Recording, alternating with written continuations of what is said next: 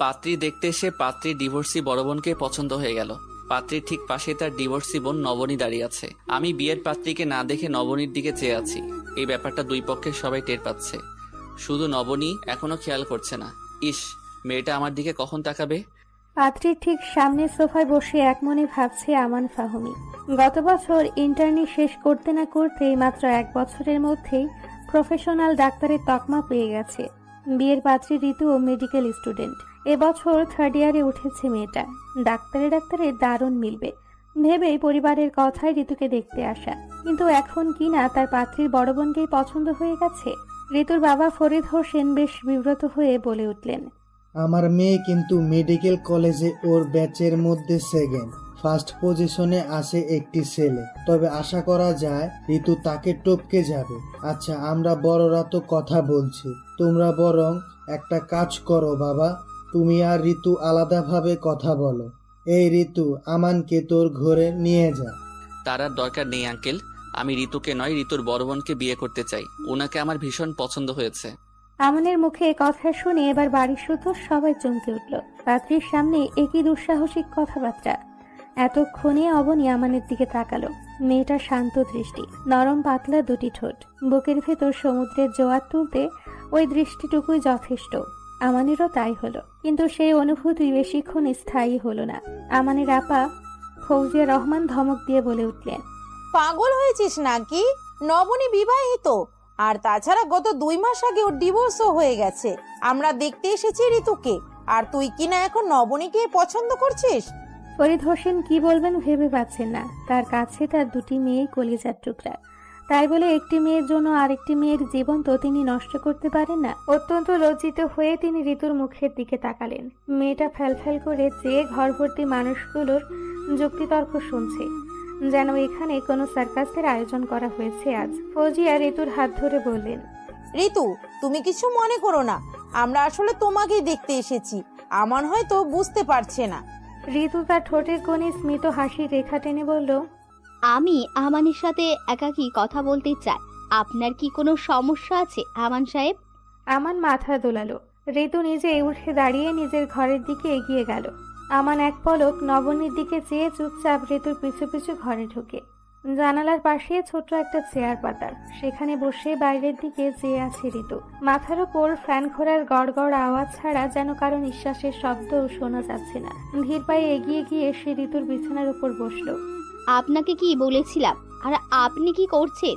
বেশ রূঢ় স্বরে প্রশ্ন করল ঋতু। আমান ওর দিকে তাকিয়ে দেখে জেগে মেগে মেয়েটার নাকমুখ ফুলে গেছে। আমান কিছুটা বিব্রত হয়ে বলল, তোমাকে আমার পছন্দ নয়, এটা তো বললামই।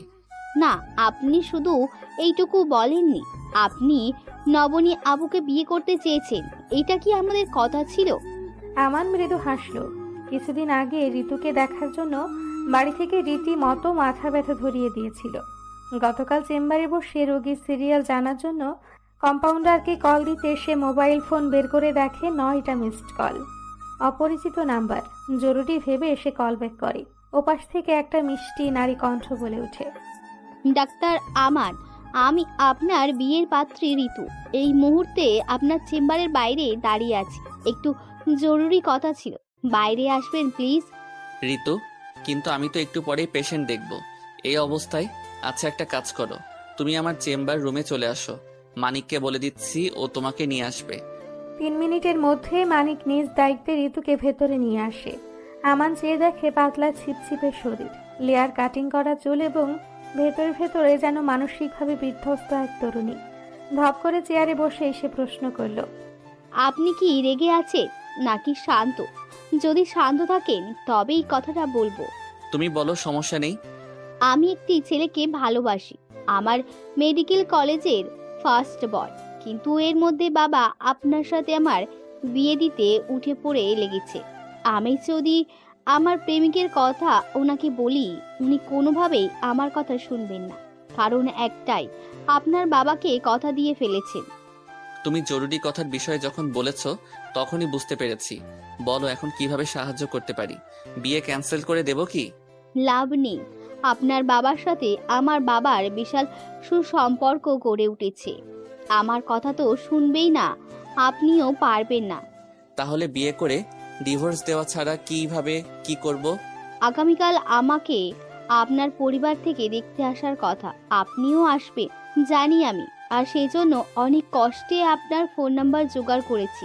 কাল আমাকে দেখতে এসে শেষ পর্যায়ে সবার সামনে বলবেন পাত্রী আপনার অপছন্দ, আপনার সাথে ম্যাচ করছে না।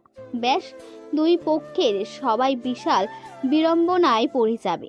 বাবাও এই অপমান কিছুতেই মানবে না, আর বাকিটা আমি দেখে নেব। গতকাল ঋতুর কথা মতো আমান তাকে আশ্বস্ত করলেও আজ নবনীকে নিয়ে আরেক ঝামেলা বাঁধিয়ে ফেলেছে। নিজেদের চুক্তির কথা মনে করিয়ে দিয়ে ঋতু আবারও প্রশ্ন করে, আমার আবুকে কেন এর মধ্যে জড়িয়ে ফেলছেন বলুন তো? কারণ তোমার আপুকে আমার সত্যিই পছন্দ হয়েছে। আমি প্রথম দেখায় ওনার শুভ্রতার প্রেমে পড়েছি, ওনার চোখের গভীর দৃষ্টির প্রেমে পড়েছি, আর বিয়ে করলে ওনাকেই করব। এটাই সত্যি, এটাই আমার শেষ কথা। ঋতু হতবাক হয়ে ওর দিকে তাকিয়ে রইল। একটা মানুষ, তারই সবচেয়ে প্রিয় মানুষ নবনী আপাকে তার সামনে ভালোবাসার নির্মল সত্য স্বীকার করছে। এর চেয়ে সুখবর আর কি আছে? এদিকে বাইরে ঘরের এক কোণে লজ্জায় গুটিসুটি হয়ে দাঁড়িয়ে আছে নবনী। আমান নামক ভদ্রলোক এতগুলো মানুষের সামনে এটা কি বললেন? তাছাড়া এর পরেই বা কি করবে সে? নিজের ছোট বোনের বিয়ের সময় এমন ভয়ানক দুর্ঘটনার মুখোমুখি তাকে হতে হবে, এই বিচ্ছিরি কল্পনা কি সে করতে পেরেছে? বাবার সামনে মেয়েটা মুখ তুলে তাকাতেও পারছে না। ফরিদ হোসেন মুখ কাচুমাচু করে আমানের বাবা আরমান খানকে বললেন, ভাই সাহেব, আমি আপনাদের লজ্জায় ফেললাম নাকি আপনারা আমাকে ফেললেন বুঝতে পারছি না। আরমান খান দুশ্চিন্তায় একবার সম্মুখের দাঁত দিয়ে নিচের ঠোঁট কামড়ে ধরলেন। মেয়ে পক্ষের সামনে লজ্জায় তার মাথা কাটা যাচ্ছে। নবনীকে পছন্দ, কথা আগে বললে কি এমন ক্ষতি হতো তার? আরমান খান সারা জীবন আর্মির মেজর হিসেবে বড় দায়িত্ব পালন করেছেন। নিজের কর্ম ছাড়া আর কারো কাছে তাকে মাথা নত করতে হয়নি, অথচ আজ কিনা তার ছেলের কারণে এই অবস্থায় পড়তে হচ্ছে। ফরিদ হোসেন আবারও বললেন, ভাই, আমান যদি আমার ছোট মেয়েকে বাদ রেখে বড় মেয়েকে পছন্দ করে তবে আমি এই বিয়েতে মত দিতে পারবো না। আমি নবনীর সাথে আমানের বিয়ে দিলে ঋতুকে কি জবাব দেব? আর তাছাড়া সারা জীবন আমার ছোট মেয়েটা মানুষের কটূক্তি শিকার হবে।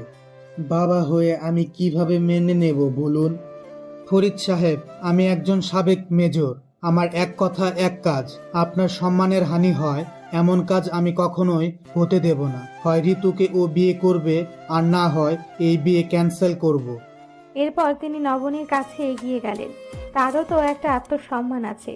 মেয়েটা নিশ্চয়ই ভাবতেই পারে ডিভোর্সি বলেই ছেলেপক্ষ থেকে ঋতুর প্রতি এই সহানুভূতি আর তার প্রতি এমন তীব্র বিমুখতা।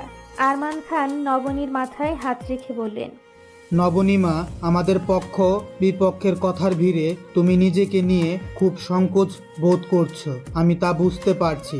মারে, তুমি ডিভোর্সি এ কথা আমরা সবাই জানি, এ কথা সত্য। কিন্তু ডিভোর্সি বলে আমান তোমাকে পছন্দ করলেও ওর সাথে তোমাকে বিয়ে দিচ্ছি না এমনটা কিন্তু মোটেও না। নবনী একবার স্মিত হাসি হাসলো, তারপর বলল, আঙ্কেল, আমি একজন শিক্ষিত মেয়ে, এই ব্যাপারগুলো আমি বুঝি। আমার যদি সরাসরি আমাকে পছন্দ করে দেখতে আসতো তবে ব্যাপারটা অন্যরকম হতো, কিন্তু সে এখানে ঋতুকে দেখতে এসে আমাকে বিয়ে করতে চাইছে। ব্যাপারটা সাংঘাতিক। যদিও আমার মনে হচ্ছে এখানে ঋতুকে নিয়ে অন্য কিছু রহস্য লুকিয়ে আছে। অন্য রহস্য মানে? আমি ঠিক বুঝলাম না, একটু ক্লিয়ার করে বলো তো কি সেটা। নিশ্চিত নই, ঋতুরা ফিরে আসুক তখন বুঝতে পারবেন। তবে যাই ঘটুক, আমি আমান সাহেবের সাথে বিয়ের সম্মতি দিচ্ছি না, এই ব্যাপারে নিশ্চিন্ত থাকুন। নবনীর কথা শেষ হতে না হতেই একটি অপরিচিত ছেলে বাসার ভেতরে ঢুকলো। চুল উস্কো খুস্কো, চোখে মুখে দুশ্চিন্তার ছাপ স্পষ্ট। ভেতরে ভেতরে কোনো বিষয় নিয়ে ভীষণ ভয়ে ছেলেটা যে চুপসে আছে তাও চোখের দৃষ্টির সীমায় বুঝিয়ে দিচ্ছে। নবনী ওর বুকের ভেতরকার ভাবনাগুলো অনুভব করার চেষ্টা করলেও উপস্থিত অন্যরা অবাক হওয়া ছাড়া বিশেষ কোনো ভাবনা তাদের মস্তিষ্কে এলো না। ফরিদ সাহেব কিছুটা ভ্রুকুচকে বলে উঠলেন, রাতুল, ভালো হয়েছে বাবা তুমি এসেছো। এই দেখো, তোমার বন্ধু ঋতুকে পাত্রপক্ষ দেখতে এসেছে। আমি তোমাকে বলবো ভেবেছিলাম, কিন্তু বিয়েটা তো এখনো কনফার্ম করা হয়নি, তাই সেভাবে ভাবিনি আর কি। সমস্যা নেই আঙ্কেল, আমি ঋতুর কাছ থেকে আগে শুনেছি। আঙ্কেল, আপনাকে একটা কথা বলা হয়নি। ঋতু রাতুলের কথা শেষ হয় না, তার আগে আমানের পিছু পিছু ঋতু এসে উপস্থিত হয়। রাতুলকে দেখে এসে চমকে ওঠে। বাবা ফিরোজ খানের মুখের দিকে তাকায়। এই রাতুলই তার মেডিকেল কলেজের ফার্স্ট বয়, তার প্রেমিক। যদিও তার বাবা রাতুলকে ঋতুর খুব ভালো একজন বন্ধু হিসেবেই চিনেন। আচ্ছা, বাবাকে রাতুল সব বলে দিয়েছে, ওর কি এত সাহস সত্যি আছে? ঋতুর মাথায় যেন আকাশ পাতাল চিন্তা এসে ভর করতে শুরু করলো। যদিও সেই চিন্তার সময়সীমা খুব বেশিক্ষণ স্থায়ী হলো না। আমান আবারও পূর্বের মতো দৃঢ় চিত্তে বলল, বাবা, তোমরা গুরুজনেরা উপস্থিত আছো। আমি কিছুক্ষণ আগেই বলেছি আমি ঋতুকে নয় নবনীকে বিয়ে করতে চাই। আমি সত্যি ওনাকে বিয়ে করতে চাই। জানি আপনারা প্রচন্ড রাগ করবেন, কিন্তু আমার ব্যাপারটাও একটু বোঝার চেষ্টা করুন প্লিজ। আরমান সাহেব গলার স্বর বেশ কঠিন করেই প্রশ্ন করলেন। তোমার ব্যাপার? তোমার কোন ব্যাপার বোঝার চেষ্টা করব শুনি? একটা মেয়েকে দেখতে এসে আরেকটা মেয়েকে নিয়ে তেনা পেছানো, আমার এসব ভণ্ডামি কিন্তু ভালো লাগে না আমান। এভাবে বিয়ে ক্যান্সেল করে দিলে ঋতুর কি হবে ভাবতে পারছো? এবার আর আমানকে উত্তর দিতে হলো না। ঋতু এগিয়ে এসে বলল, আঙ্কেল, আপনারা উতলা হবেন না প্লিজ। আমানের সাথে আমার কথা হয়েছে, আমিও চাই উনি আমার বড় আপুকেই বিয়ে করুক। দেখুন, বিয়েটা হচ্ছে দুটি মানুষের মনের ব্যাপার, ভালো মন্দ অনুভূতির ব্যাপার। আমাকে ওনার পছন্দ নয়। এখন বাড়ি শুদ্ধ লোক জোর করে বিয়ে দিয়ে আসলেই কি আমাদের সুখী করতে পারবেন? পারবেন না। তাছাড়া আমার সাথে জোর করে বিয়ে দিয়ে পরে যতবার এ বাড়িতে আসবো, আমার আপু কারোর সামনে মুখ তুলে তাকাতেও পারবে না। এরপর ঋতু ফরিদ সাহেবের কাছে হাত জোর করে বলে, বাবা, নবনী আপাকে উনি বিয়ে করলে আমার সত্যি কোনো সমস্যা নেই।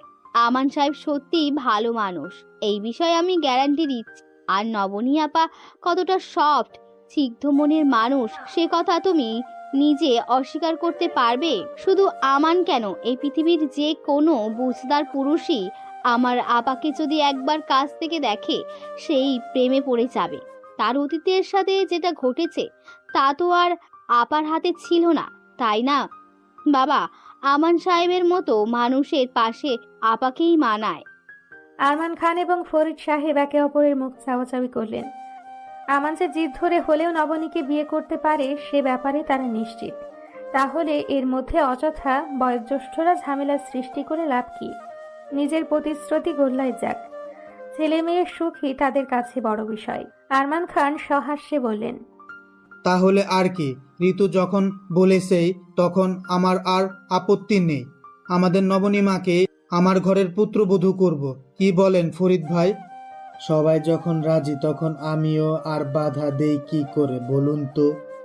কিন্তু আমি রাজি নই। বাবা, তোমরা নিজেদের ইচ্ছে মতো মত দিতে পারো না। বিয়েটা যেহেতু আমার, তাই আমার মতামত নেওয়াটাও জরুরি। আমি আমান সাহেবকে বিয়ে করতে পারবো না। সবাই যখন বিজয়ে উল্লাসের সূচনা করতে যাচ্ছে, ঠিক এমন মুহূর্তেই বেঁকে বসল নবনী। এত কষ্টে সবাইকে ম্যানেজ করেও সে যে তীরে এসে তরি ডুবিয়ে দিচ্ছে, এই ভেবেই ঋতুর যেন মাথায় হাত। নবনী যদি আমানকে বিয়ে না করতে চায়, তবে বাবা ফরিদ হোসেন এখন কি ভয়ানক সিদ্ধান্ত নেবেন কে জানে। সে অসহায় দৃষ্টিতে অবনীর দিকে তাকালো। নবনী আবার বলল, ঋতুকে ওনার পছন্দ নয়, ঠিক আছে, বিয়ে হবে না। কিন্তু তাই বলে ঋতুর রিপ্লেসে আমাকে দুধ ভাত হিসেবে চালিয়ে দেবার তো কোনো মানে নেই। আচ্ছা আমান সাহেব, আপনি এলেন, আমাকে আপনার পছন্দ এটাও হুট করে বলে দিলেন, কিন্তু আপনি কিভাবে ভাবলেন যে আপনাকে আমি বিয়ে করব? আপনি কি আমার অতীত জানেন? কি অতীত জানবো? ডিভোর্স আপনার দোষে হয়েছে কিনা সেটা আমি জানার আগ্রহ বোধ করছি না। এরপর আপনি জানতে চাইলে আমার আপত্তি নেই। কখন বলবেন বলুন? আমানের প্রশ্নে নবনী ভেবাচাকা খেয়ে গেল। সে ভেবেছিল পাত্রপক্ষে থেকে অন্তত ডিভোর্সের কারণটুকু অন্তত জানতে চাইবে, অথচ এই মানুষগুলো সম্পূর্ণই উল্টো। প্রসঙ্গ পাল্টে নবনী আবারও জিজ্ঞাসা করল, আমাকে আপনি কতটুকু চেনেন? দুজন মানুষ পরস্পরকে না চিনে এভাবে বিয়ের কথা ভাবাটা ছেলে মানুষই, সে পাগল ছাড়া কিছুই নয়। আমান একবার উপস্থিত সবার দিকে চোখ বুলিয়ে নেয়। ক্রিকেট ম্যাচের শেষ বলের কারিশমা দেখার উৎসুক জনতার মতো সবাই ওর দিকে ড্যাব ড্যাব করে চেয়ে আছে। আমান মৃদু হেসে বলে উঠল, আপনাকে আমি ঋতুকে চেনার আগে থেকেই চিনি যে আপনার পছন্দের রং বেগুনি, পাহাড় এবং সমুদ্র বেশি পছন্দ করেন। টয়েনবি হুমায়ুন আহমেদকে স্যারের বই বেশি পড়েন, নজরুল গীতি করেন দুধ কফি ঠান্ডা ভাত আর ঘিয়ের সাথে ডিম এবং মাংসের টুকরো দিয়ে ভাজি আপনার প্রিয় খাবার। আন্টি দারুণ বানান। এতক্ষণে নবনীর মা তরু বেগম চুপচাপ বসেছিলেন। স্বামীর পাশে দুই একটা মতামত ফিসফিসিয়ে দিলেও মেয়েদের সিদ্ধান্তের মধ্যে তিনি কথা বলার প্রয়োজন বোধ করেননি। তার অবশ্য কারণও আছে। মুখের একপাশ প্যারালাইজড হয়ে যাবার পর থেকে যৎ সামান্য আওয়াজ করেন। আমানের মুখে নিজেদের নিজস্ব রেসিপি কথা শুনে চোখ মুখ যেন চিকচিক করে উঠল তার। আমান আবার বলল, এখনো পর্যন্ত যেটুকু জানলাম এর বাইরেও কি আপনাকে উত্তর দেবার প্রয়োজন আছে? থাকলে বলুন।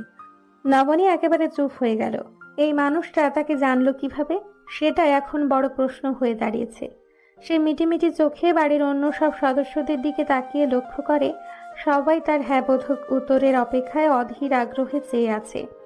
নবনী কিছুক্ষণ চুপচাপ দাঁড়িয়ে থেকে তার বাবা ফরিদ হোসেনকে বলল, আই নিড টাইম। বাবা, তোমরা কি আমাকে একটু সময় দিবে প্লিজ? আমাকে একটু সময় দিলে খুবই ভালো হতো। দেখো নবনী, আমার ভাই বলে বলছি না, আমানের মতো ছেলে লাখে একটা মেলে। আমি জানি একবার ঠকে গিয়ে তুমি মানসিকভাবে মানুষের উপর থেকে কতখানি বিশ্বাস হারিয়েছো। ভয় পাওয়াটাই স্বাভাবিক, তবে আমানের সম্পর্কে এতটুকুই বলবো, তুমি ঠকবে না। নবনীকে আমান বিয়ে করলে ফজিয়া হবে তার ননাস। একজন ডিভোর্সি মেয়ের প্রতি আমানের বোনের সমান আগ্রহ দেখে ফরিদ হোসেন মুগ্ধ হয়ে গেলেন। এই পরিবার নিয়ে দুশ্চিন্তা করার বিন্দুমাত্র অবকাশ তার নেই, কিন্তু মেয়ের ভবিষ্যৎ নিয়ে তিনি কোনো রিস্ক নিতে চাইলেন না। আরমান খানের হাত ধরে বললেন, আমি জোর করলে আমার মেয়ে ঠিকই রাজি হবে, কিন্তু আমি সেটা চাই না, কারণ পূর্বের সিদ্ধান্তটাও আমারই ছিল।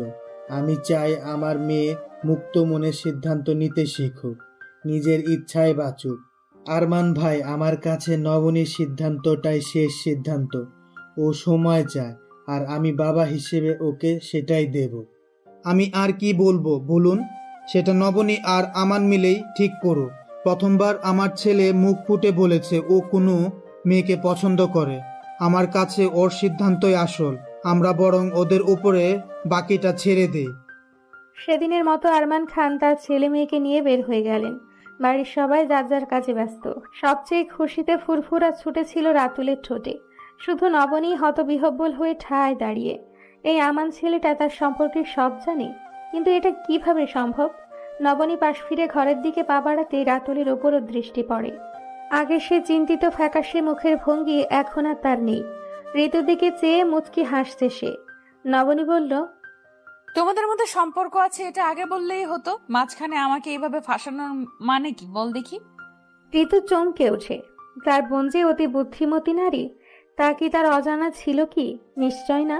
তবুও সেধে বলা সাহস ঋতুর হয়নি। লজ্জিত হয়ে সে বলে, আপু, বাবা জানতে পারলে আস্ত রাখবে না। তুমি তো জানোই উনি হুটহাট নিজের মতোই সিদ্ধান্ত নিতে পছন্দ করে। তুমি প্লিজ আমাকে মাফ করে দাও। ঋতু ওকে জড়িয়ে ধরার জন্য এগিয়ে গেলে সে থামিয়ে দিয়ে বলে ওঠে, কাছে আসিস না, এখন আমি রুমে যাচ্ছি। 2 ঘন্টা ধরে গোসল করব। তোরা কেউ বিরক্ত করবি না একদম। আর হ্যাঁ, আজকের ঘটনার পর আশা করি বাবা খুব সহজে তোর মতামত মেনে নেবেন। সত্যি? কিভাবে? জানি না, মন বলছে তাই বললাম। রাতুল গেস্টদের উপলক্ষ করে আজ বাসায় ভালো আইটেমের রান্না হয়েছে, খেয়ে যেও। আর ঋতু, রাকিবের ভার্সিটি কাল থেকে 4 দিনের জন্য ছুটি। ও বাসায় আসছে, বাবাকে বলে দিস। নবনী আর পিছে ফিরে তাকায় না, যন্ত্রের মতো হেঁটে হেঁটে নিজের ঘরে চলে যায়। রাতুল মুগ্ধ হয়ে ভাবে, নবনী আপু সত্যি এমন স্নিগ্ধ কেন? কিন্তু নবনীর তা মনে হয় না। সে নিজেকে ভীষণ কাঠখোট্টা টাইপ মনে করে, ঠিক যেন শিমুল তোলার গাছের মতো কণ্টকযুক্ত।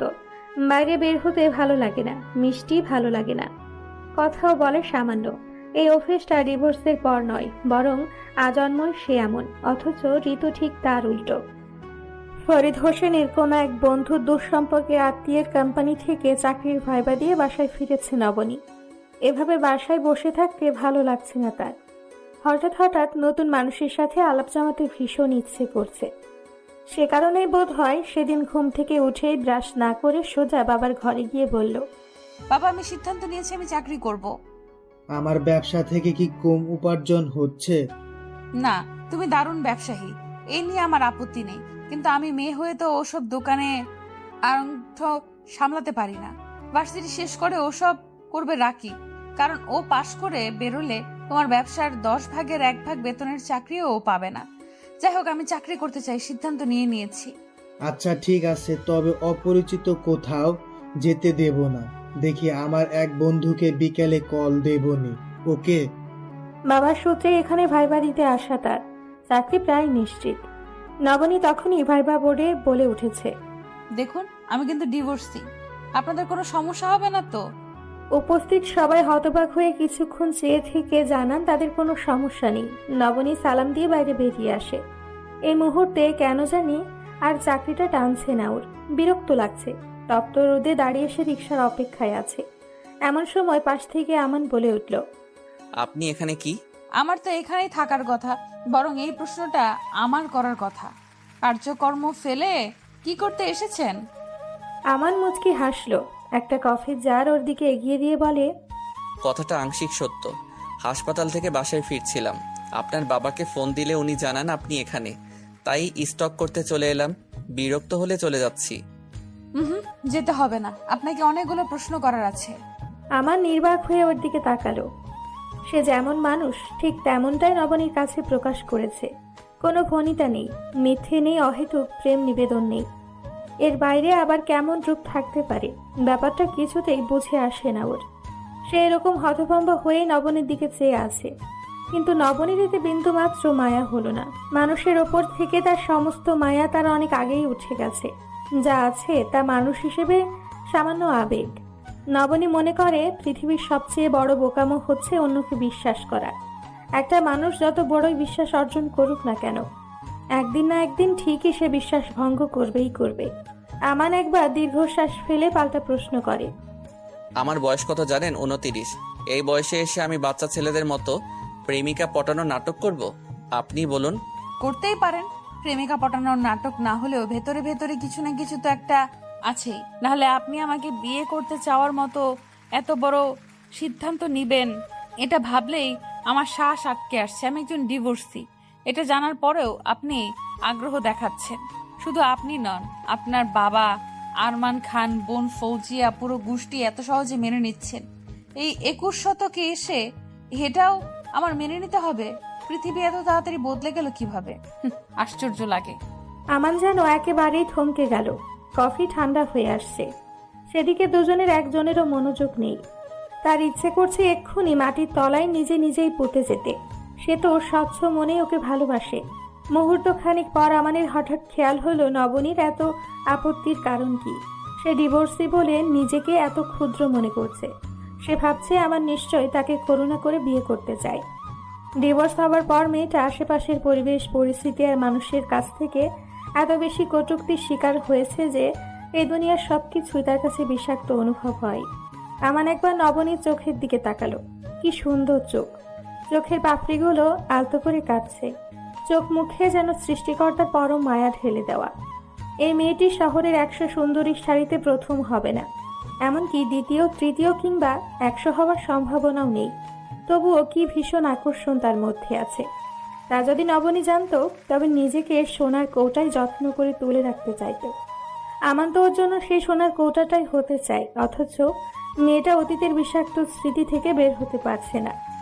ভালোবাসার মানুষকে নিজের অনুভূতি বোঝাতে না পারার মতো যন্ত্রণা একজন প্রেমিকের কাছে আর কি বা হতে পারে। আমান সামান্য হাসির চেষ্টা করে বলল, আপনার বাবা এবং বোন মনে করে আপনি অত্যন্ত চৌকস একজন নারী, অথচ আপনি জানেন আপনি কত বোকা। নবনী ঘাড় ঘুরিয়ে ওর দিকে পাশ ফিরে তাকালো। বার দুয়েক চোখের পলক ফেলে বলল, কি অদ্ভুত! এই কথাটা আমিও ভাবি, ওদের কোনোভাবেই বোঝাতে পারি না আমি আসলেই একজন বোকামি। আমার মাথাটা অন্তঃশ্বাস শূন্যতায় বদ্ধ। কিন্তু আপনি কিভাবে বুঝলেন আমি বোকা? বলতে পারি, তবে এক শর্তে। আমাকে শর্ত দিবেন না প্লিজ।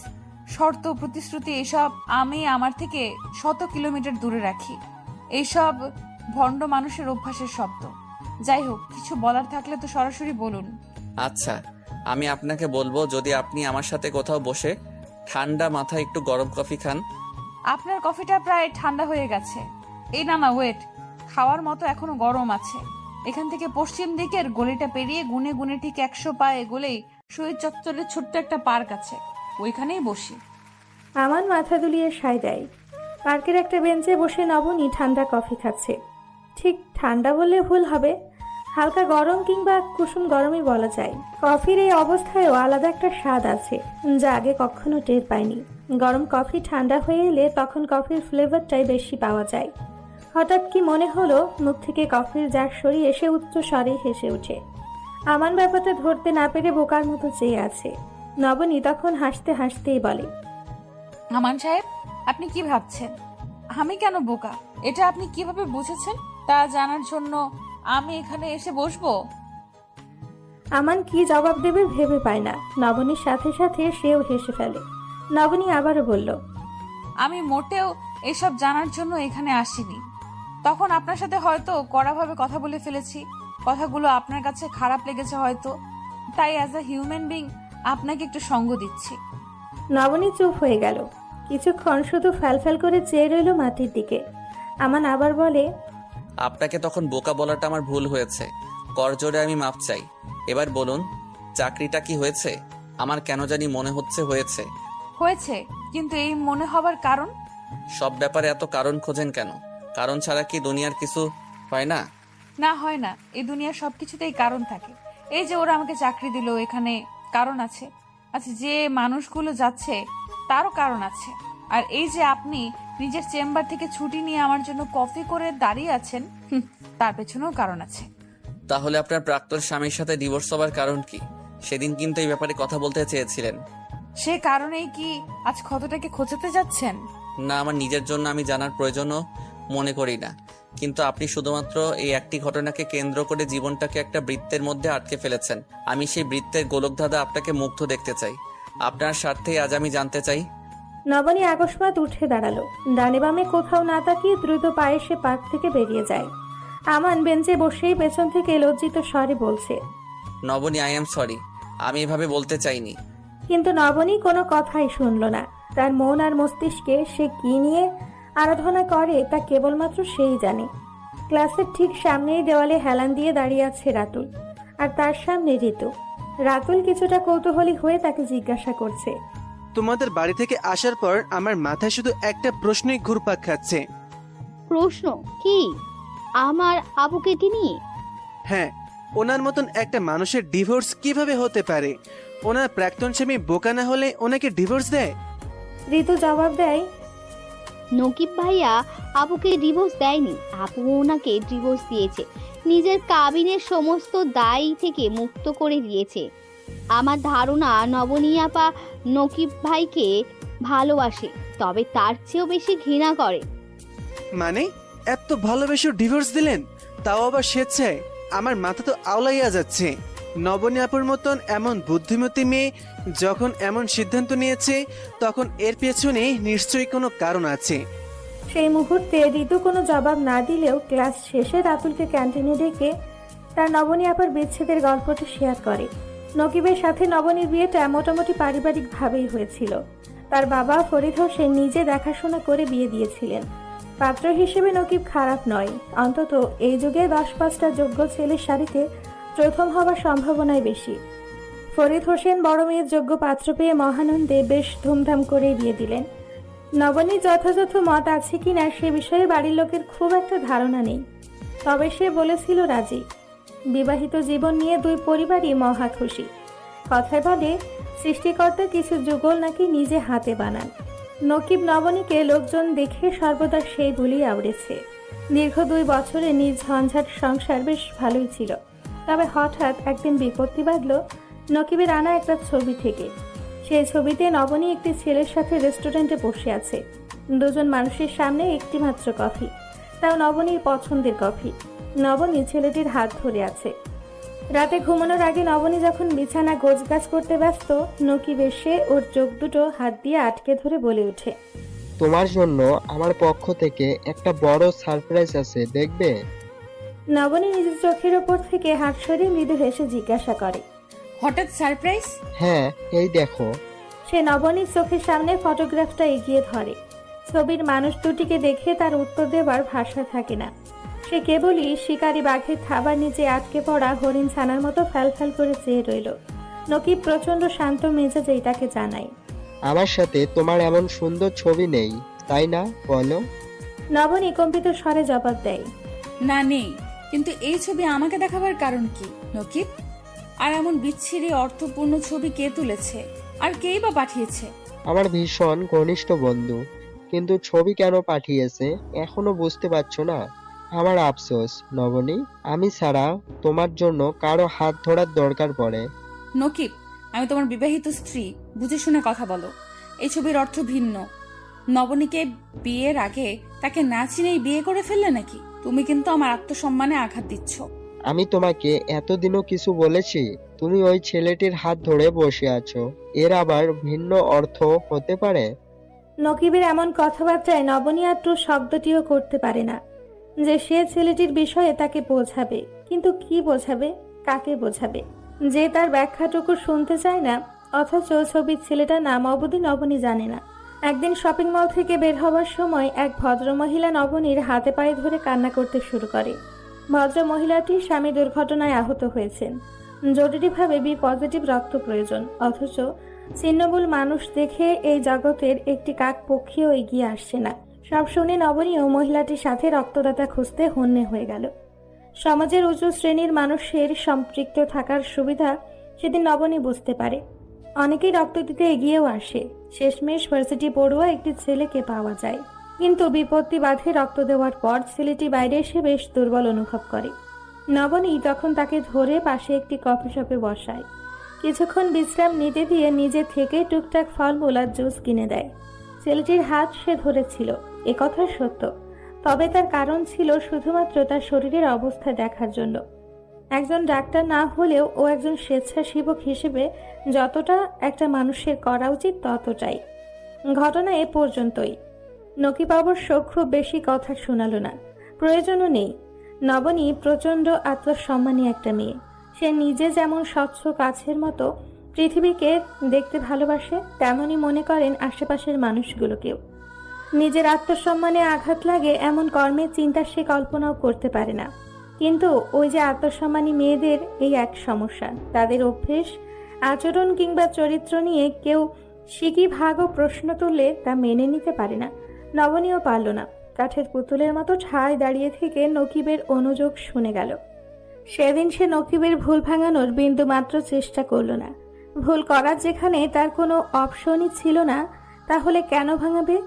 ঋতুর কাছে এসব শুনে নবনী আপাকে ঠিক কোন দাড়িপাল্লায় মাপবে সেটাই বুঝতে পারল না রাতুল। কিন্তু মানুষের একমাত্র সম্পদ তাদের আত্মসম্মান। তা নবনী আপারও তাই। কিন্তু এ কারণে নিজের স্বামীকে ডিভোর্স দিয়ে দিবে? ব্যাপারটা বুঝে আসে না রাতুলের। ঋতু রাতুলের অবস্থা বুঝতে পারল না। ঋতু জানে রাতুল নবনীর গল্প শুনে কি ভাবছে, কিন্তু ঘটনা এখানে শেষ ছিল না। এর কিছুদিন পর তার আপা নকিব ভাইকে নিজে থেকেই সেদিনের ব্যাপারে বিস্তারিত চিঠি লিখে রেখে নবনী এখানে আসতে চেয়েছিলেন।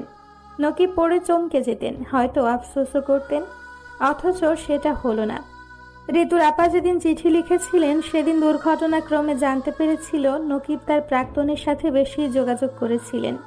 প্রাক্তনের ব্যাপারে ঋতুর আপা জানতেন, কিন্তু গভীরতা তার জানা ছিল না। সম্ভবত ওনার প্রাক্তন সবকিছু ঠিক করে নিতে চাইছিলেন, যে কারণেই হোক উনি নিজের দোষ লুকিয়ে বরং নবনীর আত্মসম্মানেই খোঁচা মেরেছিলেন। অবশেষে এসব জানার পর ঋতুর আপাও বাড়ি ছেড়ে চলে এসেছেন। এক সপ্তাহের মধ্যে ডিভোর্স লেটারও পাঠানো হলো তার বাড়িতে। ঋতু বলল রাতুলকে, নকিব ভাই কিন্তু এখন নিজের ভুল বুঝতে পেরে তার আপার কাছে অনেকবার ফিরে আসতে চেয়েছেন, কিন্তু আপা জায়গা দেননি। যে বিশ্বাস তার ভেঙেছে, আবার জোড়াতালি দিয়ে সারা জীবন মনের ভেতর পুনরাবৃত্তির ভয় নিয়ে বেঁচে থাকা তার পক্ষে সম্ভব নয়।